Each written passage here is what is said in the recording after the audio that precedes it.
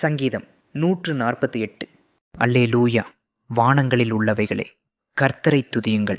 உன்னதங்களில் அவரை துதியுங்கள். அவருடைய தூதர்களே, நீங்கள் யாவரும் அவரை துதியுங்கள்.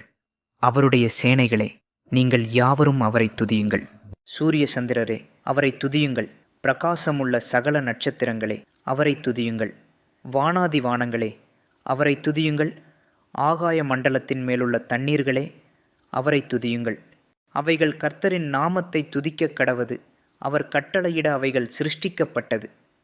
அவர் அவைகளை என்றைக்கும் உள்ள சதாகாலங்களிலும் நிலைக்கும்படி செய்தார். மாறாத பிரமாணத்தை அவைகளுக்கு நியமித்தார். பூமியில் உள்ளவைகளே, கர்த்தரை துதியுங்கள்.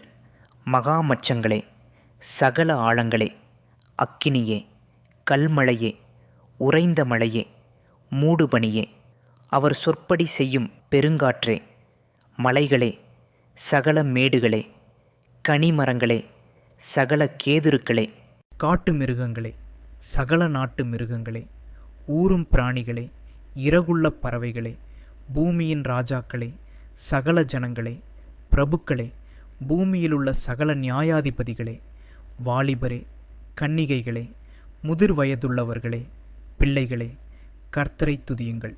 அவர்கள் கர்த்தரின் நாமத்தை துதிக்கக் கடவர்கள். அவருடைய நாமம் மாத்திரம் உயர்ந்தது. அவருடைய மகிமை பூமிக்கும் வானத்திற்கும் மேலானது. அவர் தம்முடைய பரிசுத்தவான்கள் யாவருக்கும், தம்மைச் சேர்ந்த ஜனமாகிய இஸ்ரவேல் புத்திரருக்கும் கொண்டாட்டமாக தம்முடைய ஜனத்திற்கு ஒரு கொம்பை உயர்த்தினார். அல்லேலூயா.